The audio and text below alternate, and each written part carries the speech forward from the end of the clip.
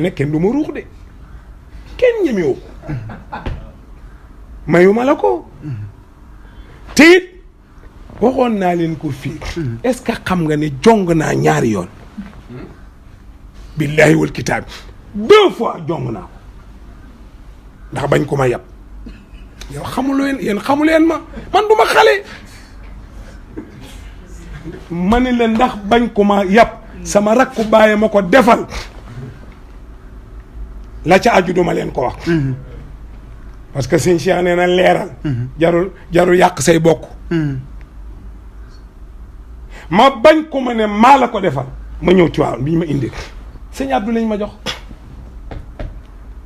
bi ma ñëwee may yelwaan di dajale ba am xaalis bi ñuy jongalaatee ma dem ca Pape Doudou Diop mooy bàyyi Cheikh Diop Maktoum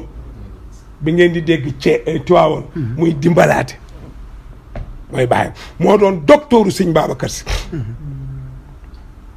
ma dem ne ko damaa bëgg a jong mu ne ma yow ma ne ko am ne ma ko damaa jongoon de parce que xam naa leen mu ne ma bisimilah temps la de ma ne ko am naa ko am mu pikiir ma seen pikiir boobu bu mu diis ci yéen dara diisul c'est pas grave man dara réyul ci man fi muy sama bët yi dara feesu ko ma dem mu def ma pikiir boobu nga xam ne doo yëg dara waaw kay ma jongaat maag moom ba ma wér ci laa ko ne jongoon naa ka ma jongala ma neexul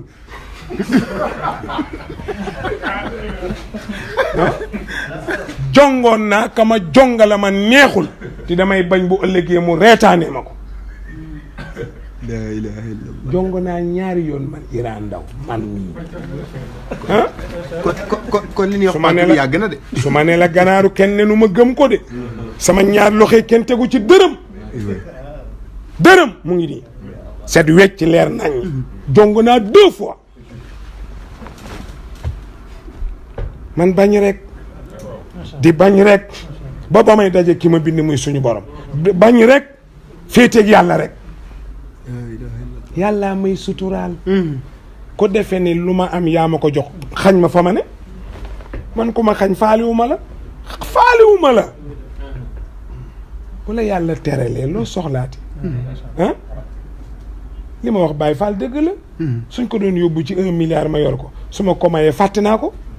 lu ma ciy xalaat dama ko may yàlla ma ko jox ma jottali ko man noonu laa mel je suis comme ça